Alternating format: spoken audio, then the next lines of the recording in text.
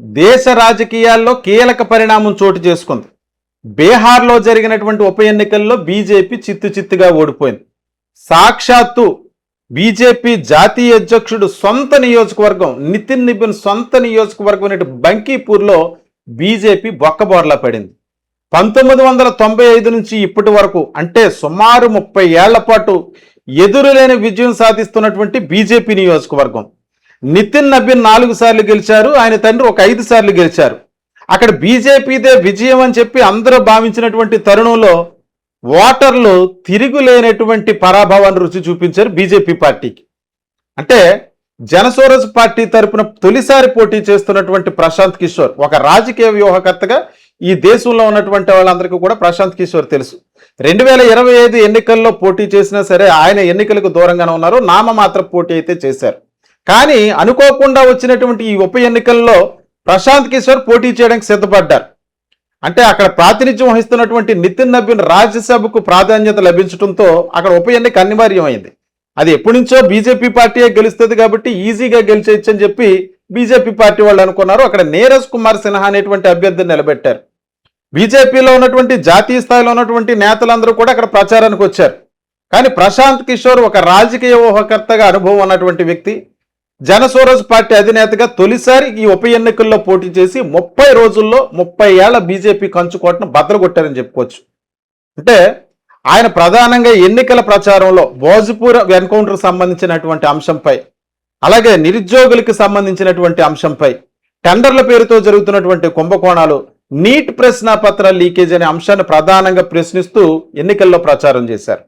ముఖ్యంగా ఆ ప్రాంతంలో బంకీపూర్లో ఉన్నటువంటి జంజీ యువతనందరినీ కూడా ఆయన ఎంగేజ్ చేసుకోవటంలో వాళ్ళందరి యొక్క అభిమానం పొందటంలో సక్సెస్ అయ్యారు. ఆ రకంగానే ఈరోజు జంజీ సపోర్ట్ తోటే ప్రశాంత్ కిషోర్ ఈ ఎన్నికల్లో విజయం సాధించారు అన్న విషయం అయితే మాత్రం సుస్పష్టం.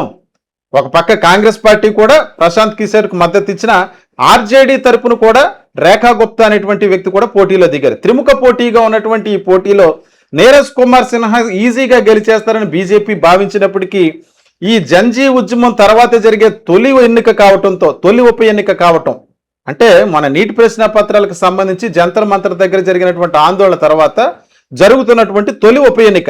ఇప్పటికే ఆ ఉద్యమంతో బీజేపీ యొక్క ప్రభావం దేశంలో మోడీ గ్రాఫ్ పూర్తిగా పడిపోయిందని చెప్పి వార్తలు వస్తున్నటువంటి నేపథ్యంలో ఇప్పుడు బీహార్లో సాక్షాత్తు బీజేపీ జాతీయ అధ్యక్షుడి నియోజకవర్గంలోనే బీజేపీ ఓడిపోవటం మరింత చీకట్లోకి బీజేపీ పార్టీ నెట్టేసిందని చెప్పుకోవచ్చు. ఇది ఒక మరి సరికొత్త విజయానికి, సరికొత్త రాజకీయ పునాదికి నాంది అని చెప్పుకోవచ్చు ఈ విజయాన్ని. ప్రశాంత్ కిషోర్ యొక్క గెలుపు చూసినట్లయితే 18,000 పైచిలకు ఓట్లతో బీజేపీ పార్టీ అభ్యర్థి పైన గెలుపొందారు. మొదటి రౌండ్ నుంచి కూడా ఆయన ఆధిక్యం ప్రదర్శిస్తూనే ఉన్నారు. మొన్నటి వరకు కూడా ఏ రిపోర్ట్ చూసినా సరే ప్రశాంత్ కిషోర్ గెలుస్తాడన్నటువంటి రిపోర్ట్స్ అయితే ఎవరు కూడా ఇవ్వలేదు.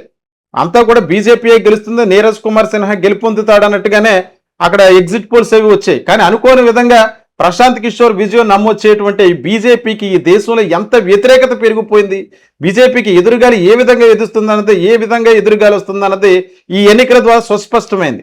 అంటే యువతలో పెరిగిపోయినటువంటి తీవ్రమైన అసహనం, మొన్న జరిగినటువంటి లీక్ ప్రశ్న పత్రాల లీకేజ్కి సంబంధించి విద్యార్థులపై జరిగిన లాఠీ చార్జీ కావచ్చు, వారిపై జరిగినటువంటి దమనకాండ కావచ్చు, ఇవన్నీ కూడా ప్రజలను పూర్తిగా ఆలోచింపచేసేటువంటి దిశగా చేసే.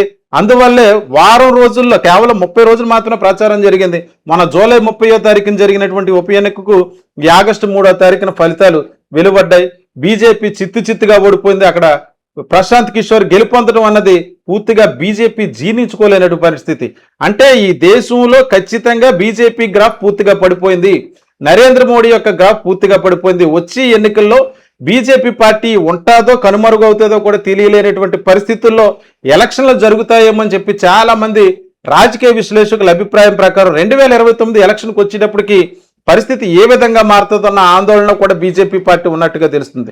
ప్రస్తుతానికైతే ఆయన సాధించిన ఘన విజయంతో సరికొత్త రాజకీయానికి నాంది పలుకుతానంటూ ప్రశాంత్ కిషోర్ అయితే సెలబ్రేట్ చేసుకుంటున్నారు. ప్రస్తుతానికి బీహార్ ఉప ఎన్నికతో బీజేపీ పార్టీ అయితే పూర్తిగా ఈ దేశంలో చతికిల పడిపోయిందన్నది మాత్రం సుస్పష్టమైంది.